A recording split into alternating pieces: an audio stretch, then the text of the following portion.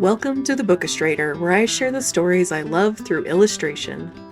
I hope you're ready for a delightfully sweet book today, because I'm going to be talking about Bad Badger, a love story by Maryrose Wood and illustrated by Giulia Ghigini. Thank you to my friend Ellie for the pronunciation help with that name. I tried my best. And just look at that cover. It's so charming, and I knew immediately I needed to read this book. To my surprise, it's also filled with illustrations and is extremely short. I read it in like 2 hours. This is a middle grade novel. It's filled with a budding friendship and learning to love yourself. It's Kiki's Delivery Service meets Wind in the Willows. 2 stories I absolutely adore. With all that being said, let's move on to the time lapse. And please pardon any silly voice stuff you hear, I have allergies.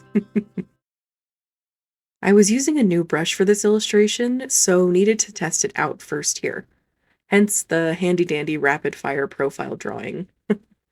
I don't usually film that part of the process, but when I looked back on my recording and saw that it was included, I decided to keep it in. I find it fun to see what other artists do to warm up, and hope at least some of you find it interesting as well.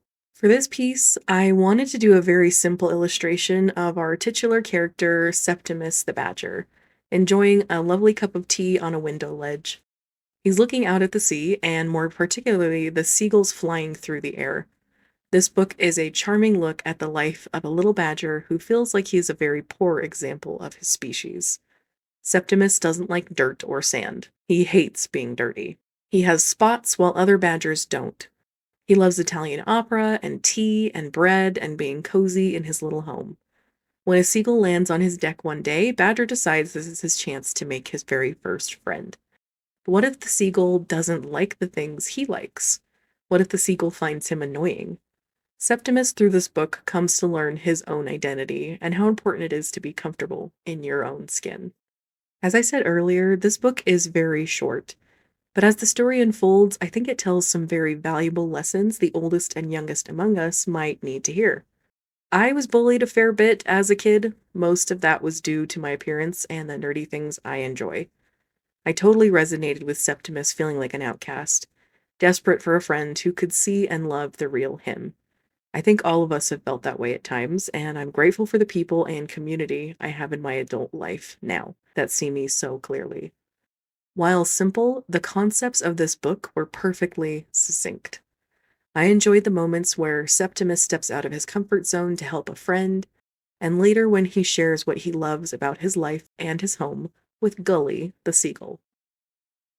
On the screen here, you may have noticed a weird little jump. I finished this line art in the early afternoon on a Saturday a few weeks ago, just before I had a bunch of family over. My nieces and nephew love to see what I'm working on, so when I showed them, one of the older girls asked if she could color it. I didn't think to record it until she was part of the way through, but thankfully did a few minutes in. She did such a great job staying in the lines. She had to leave before finishing it sadly, but I'm so proud of her. Well done to my little 7-year-old niece, and thank you for the idea of giving him a red coat. I'm definitely going to be using it myself. My 6-year-old niece got to take her own turn a week or so later, and I love her interpretation. She's very much in her rainbow coloring era. Well done, little one. I love the colors you picked.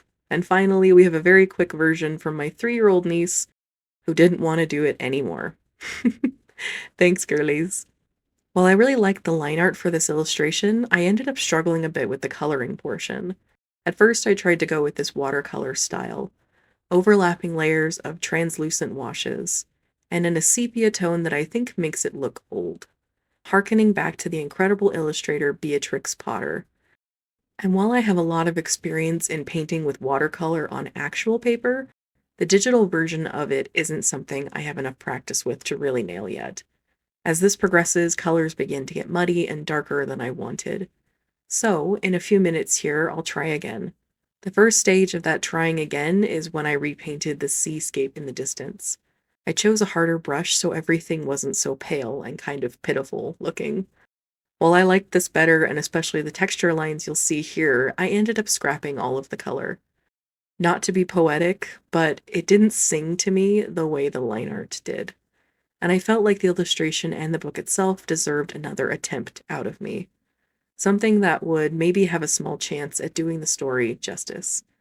I do decide to use my niece's brilliant idea of a red coat, and in the next iteration, I bring it back again. Here we go again, but this time I promise to stick it all the way through. I ditched the parchment paper idea in favor of a clean white background this time. I wanted this illustration to feel like something you'd see while reading this book, maybe above a chapter title or on the back cover. I attempted to make it inviting and warm, a glimpse into the charming story inside. One of the ways I did that was in using more saturated colors. His coat is a vibrant red now, not that dark and lifeless one from a few moments ago. I also used a chalky gouache brush to fill in the color. It left little gaps of unfilled spots throughout that I think give it a more traditionally made feel. Finally, this was starting to feel like it was coming together for me.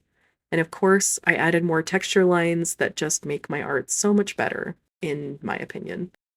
When I sat down to begin sketching ideas for this video, I knew the main thing I wanted to draw was Septimus himself. I doodled this dapper little fellow on the left first, playing with those same stretched out proportions.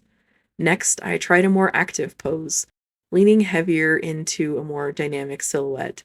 I gave him pants too, for some reason. I then tried a simple scene for him and Gully, where they're sitting on a bench enjoying a little break with a snack and some tea. They've just gone on an adventure and need a little cool down. Finally, this image came to mind. I loved the idea of Septimus sitting on a windowsill, looking out at the birds and the beach.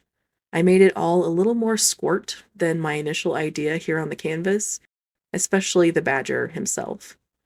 Once I actually looked at the animal in question as reference, I realized just how stylized the illustrations were of him in the book. I absolutely love the illustrator's take, and I'm glad I was able to make my own little nods to her depictions of Septimus in my sketchbook. But for me, badgers are chunkier and more potato-shaped. British badgers, at least. North American ones are just waiting to scream at or take a bite out of you. Isn't it so funny that we characterize animals like that? This image of a British badger looks so sweet, like he'd invite you over for tea and crumpets. And then you get this psycho when you cross over the ocean and into the wilds of the Americas. It looks like you stole his favorite seat on the train, and now you're going to get a full tongue lashing, or maybe a slap. A wild badger was seen in my neighborhood when I was a young teen, actually. While I do live 10 minutes from the mountains, that was super uncommon.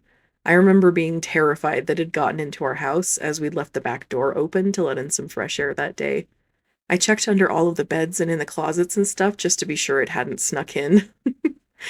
But if a European badger had come to my neighborhood, I would have tried to keep it as a pet. They're so cute. Bad Badger, A Love Story was such a great little book. I loved its simple but profound message. I loved how hopeful and charming it was, and the illustrations always made me grin when I saw them. Several of my coworkers have read it now, and so has my mom. My sister is listening to it with her daughter as well. Her 6-year-old is the little one who did the beautiful rainbow interpretation of this illustration. If you end up reading this story or listening to it, please let me know. I hope it brings a smile to your face like it did to mine. Now, let's get a closer look at the final image.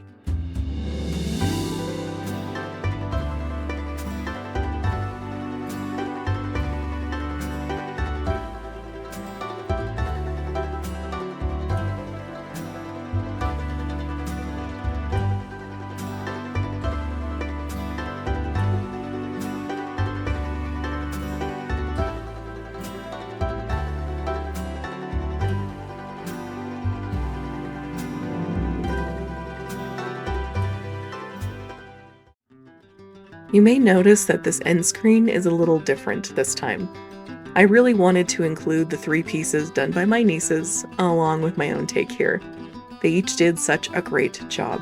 Thank you again, girls, for coloring my picture. That was so fun. I hope you have a wonderful rest of your day or night, my friends, and I hope to see you in the next one. Bye!